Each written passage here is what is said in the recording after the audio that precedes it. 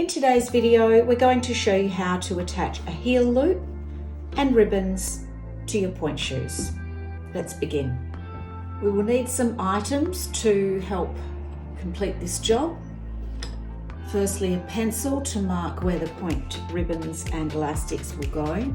Some small scissors to cut the ribbons. Thread. A lighter colour is preferable, but you don't have to match it perfectly. A needle for your thread. Some pins are helpful, or safety pins. Matches or a lighter to sear the ends of the ribbons. Please make sure a parent or somebody old enough is doing that job. The elastics for the heel loop and some ribbons for the shoes. Before we show you where to mark the ribbons and elastics, I just wanted to show you a couple of different types of the items you'll use.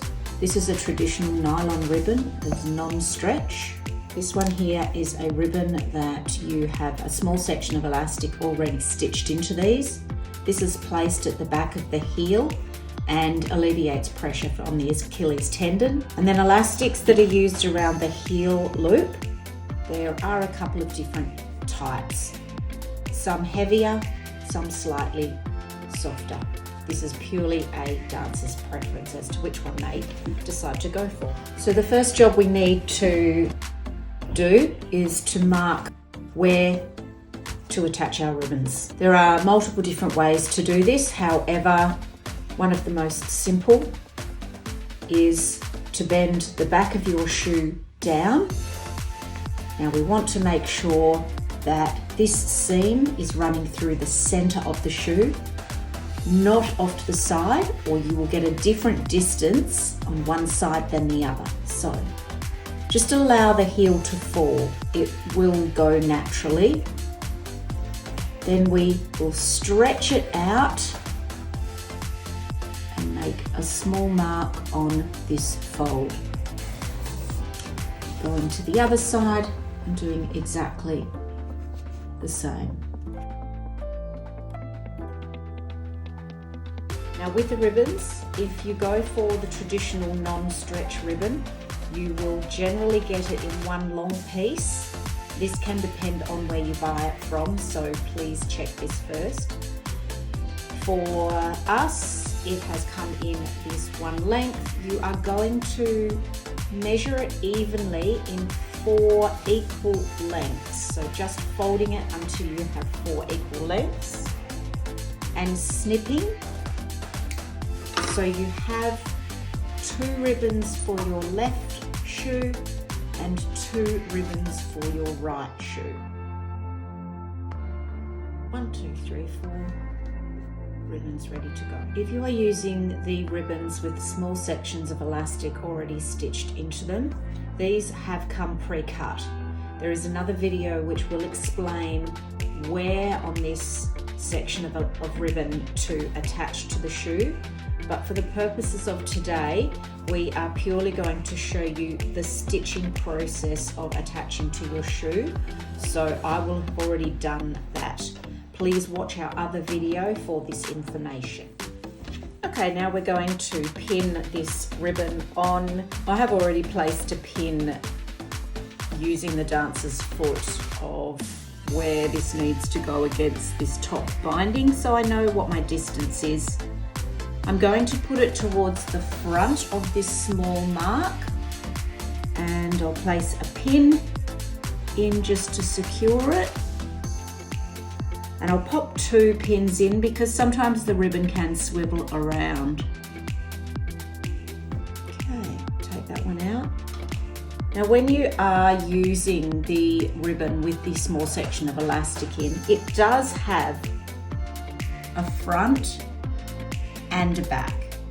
Now if you would like to be particular about it, make sure when you are attaching your ribbon that the front side is facing down, so that when it wraps around the dancer's foot, it will actually be correct. So we've just done one side. Now I like to take them down nearly to the inside sole because it does actually add a bit more strength when the ribbon's under so much pressure, and it's actually pulling a lot of the shoe up, so it'll actually sit neater around the dancer's foot. So from here, I'm just going to snip that.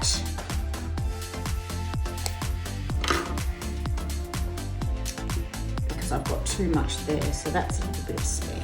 So I've turned the heel inside out. I just sometimes find it easier to work this way, but do whatever you find the easiest. I have threaded a needle, and I like to have 2 pieces of thread come through the eye and a nice strong knot at the bottom. You can just leave this little tail at the moment because we can cut that later, and you may even need to use it. I like to have a piece of thread that's about 40 or so centimeters long. I find if you go too long, you can get very knotted and tangled up. I'd rather thread it twice than have something too long. We're ready to sew. I've just turned this end under so that it's not going to fray. Take my needle and thread, making sure that the first few stitches are nice and strong before you set off on doing the rest.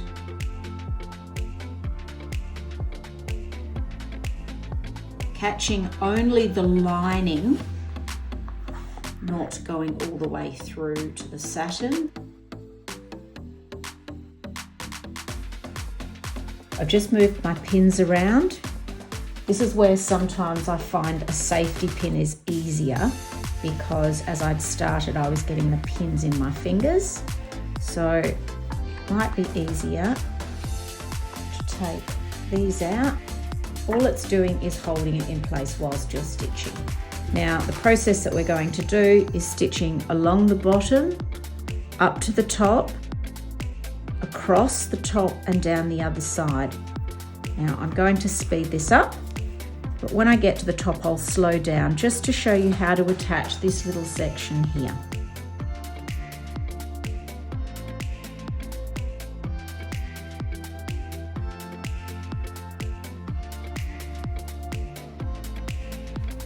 Okay, so I've gone along the bottom and along this side.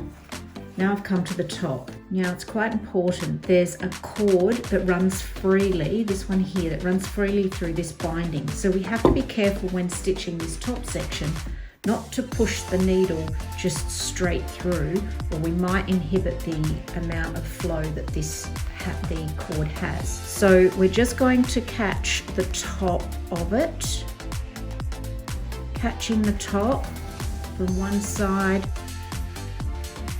going back through to the other, and doing that all the way across the top.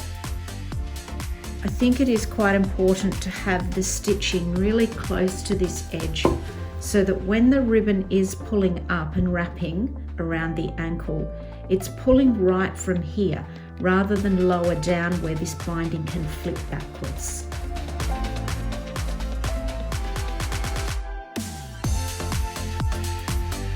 So I've made it back down to the corner where I first started. Just going to do a couple of last stitches. And because I left the little tail of the thread that I started with, I can also tie those together, and it just makes the whole process a bit more secure. It doesn't matter how neat or tidy you do this stitching, it's more about how strong it is. So just making sure it's nice and strong.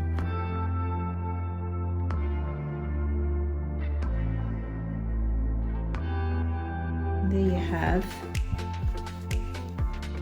the first section stitched. Nice and smooth on the outside because it's all been caught on the lining. Nice and secure across the top. So you'll now attach your second side of ribbon, and then you can do your other shoe. Elastics for a heel loop. This just helps the dancer have a little bit more security of the shoe pulling up against the back of the foot, as the ribbons on the sides will only give you these 2 contact points, and sometimes the dancer will feel a bit more secure having this loop. So once it's completed, you're going to end up with a little loop that will look something like this, and they will slip their foot straight through here and then wrap ribbons around that. If you have a look at the back, you'll see that you have these 2 seams of stitching here. I like to use them as a bit of a guide, placing the elastic to one side of the seam here, putting it down about 2 centimeters. Now I'll actually start upside down so that when I do my first row of stitching across here, I can then turn it back, and I've already hemmed the bottom so that it is less likely to fray. So let me do that part and then I'll show you the next bit.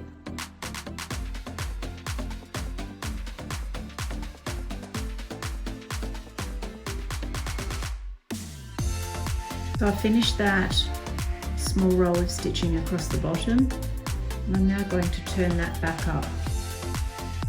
I was taught to sew by my grandmother, so neatness was something that we were taught to do. However, as I said before, it's all about the security and strength, not the neatness. So now that I've turned this back, and remember, I'm using this line of stitching as a guide, so make sure that your elastic doesn't move out too far.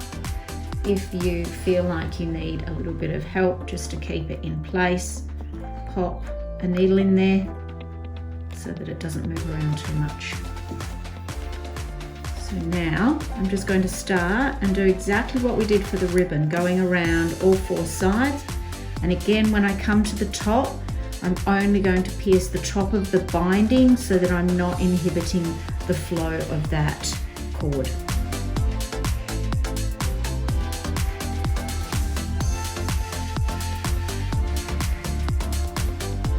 I've gone all the way around the edges. I'm back down to where I started. I have my little tail that I began with, and I'll now bring those together. I like to do about 3 little knots, and that's one side of the elastic done. So nice and strong, turning it back through. You can see that, and you can see when it pulls up nice and evenly across that whole piece of elastic. Now the next part is to put the dancer's foot inside their shoe. This would be the full piece that you've pulled out of your packet, and you'll have a lot of excess. I've pre-cut this, but for you, you'll now use this, pulling it around the front of the dancer's ankle and to the back with that couple of centimeters spare. What you want is this firm but comfortable on the dancer. Please don't make it too tight or it will cut off their circulation. And at the same time, if it's not tight enough, it's not actually doing anything. Once you then get a couple of centimeters down from the top binding, you can snip it off, and there's the length of the elastic. So all you're going to do is repeat the same process on the other side, using this section of stitching here as a guide. If you don't have these pieces of stitching, because of course in different styles they may be in a different spot, just want to think about having a little bit of a gap at the back, maybe about a finger width of gap at this back section so that it's not overlapping, and it just gives a bit of openness to the loop. Okay, I'm about to stitch that second section, which is going to end up like this. So holding that, I'll just turn this part down so that I can get that first little section upside down before I then allow it to flip back up. Putting my pin in so that it's not going to move whilst I'm doing it. Turn the back of the heel back, I find it much easier to work that way, and off I go.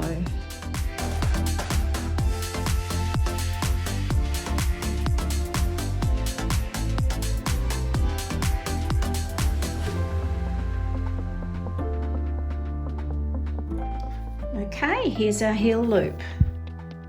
All finished, nice and strong. And now I need to get on to the second ribbon. So the last thing you need to do is just to sear the ends of this nylon ribbon because it can fray. You can either use a match, a lighter, but please an adult or somebody old enough to do this job. We are just going to hold it close enough to the flame, not directly on, and I just run it over a couple of times.